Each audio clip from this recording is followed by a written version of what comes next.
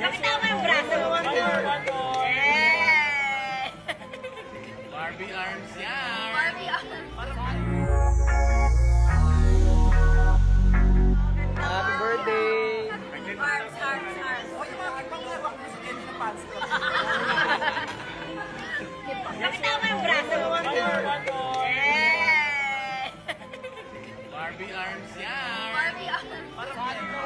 Alagang bello! Kailangan mo magbigay ng message, pero di ba nasulat ko na yung mga gusto kong marinig. Sabi ko, baby, ito mga gusto kong marinig ha, sabihin mo ganito. Hindi, joke lang. Ang masasabi ko lang na paulit-ulit yung lagi kong ipaparamdam sa'yo yung pagmamahal ko. Hanggat kaya ko, sabi ko nga, di ba yung maraming rason ang tama para maging mali. Pero yung pagmamahal ko sa'yo, hindi magiging mali. Yay!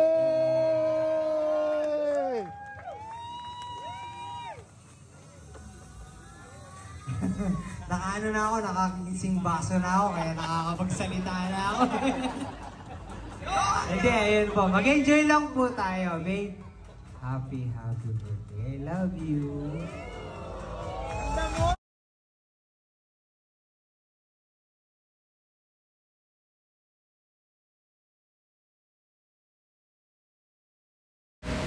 Masaya nga ang ibinahagi ng mga kaibigan ni Vice Ganda ang naging masayang kaganapan dito sa naging birthday celebration ni Vice Ganda sa Highland Valley sa Pantargan, Nueva Ecija.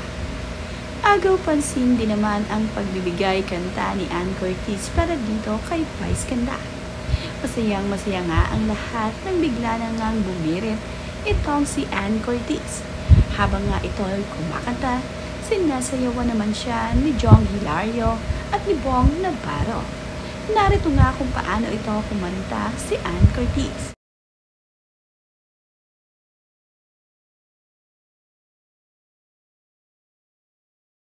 Birthday to you.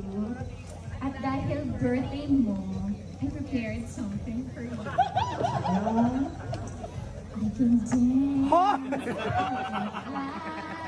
And such a rainbow in the sky. Yay!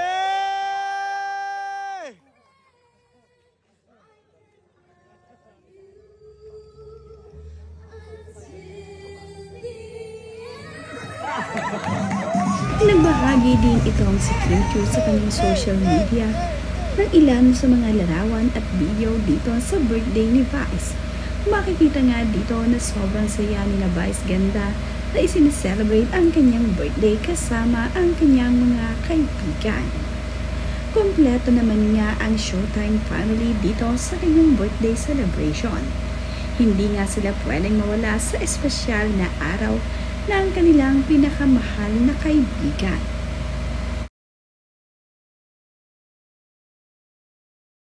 Agaw pansin din naman ang pagkalaki-laking birthday cake ni Vice Ganda. Ito nga ay tila wedding cake ayon sa mga netizens. Puting-puting napakataas na birthday cake ang inihanda ni Vice sa kanyang birthday. Masaya naman ang kanyang mga kaibigan at ito ang si Vice Ganda habang siya ay kinakantahan ng happy birthday. Nandito nga rin itong si Bella Padilla na kasama ni Kim Chiu dito sa birthday ni Vice.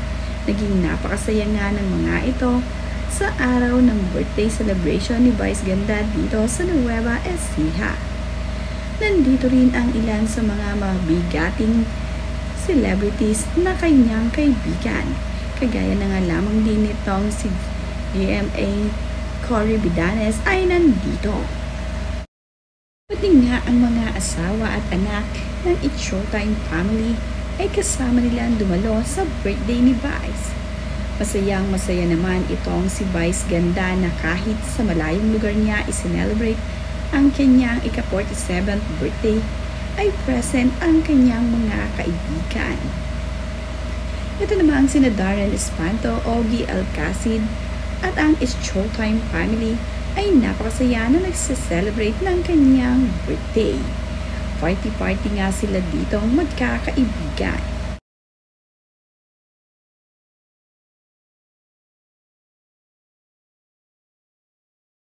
Hello everybody. So finally we made it. Ang liwanag. Basti, come on, Da Becky. Dapat dito ka, sa gitna ka. So this is Da Becky. Ito nga ang sina Darren Espanto, Bella Padilla, ang Kim Chu ang magkakasama dito. At dahil nga wala raw itong si Meme Angelica, ay ang Da Becky muna ang nandito. Masaya nga ang Da Becky na sama-sama sila dito sa birthday ni Vice.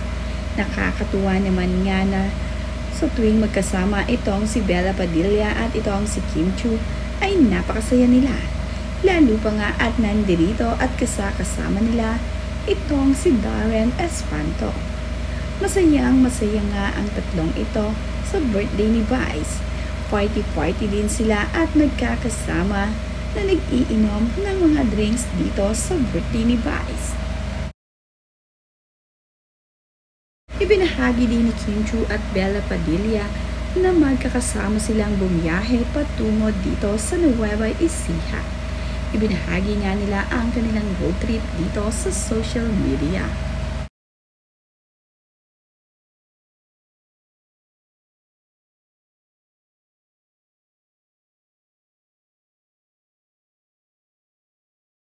So we are about to go on a road trip.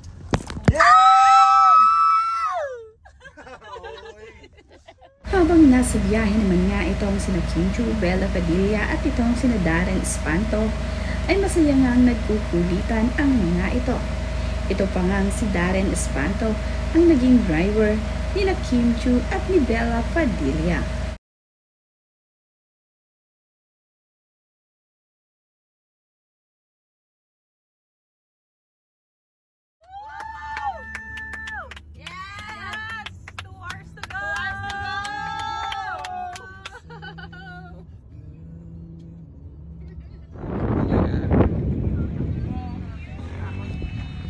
Wala na si Lassie, umalis na.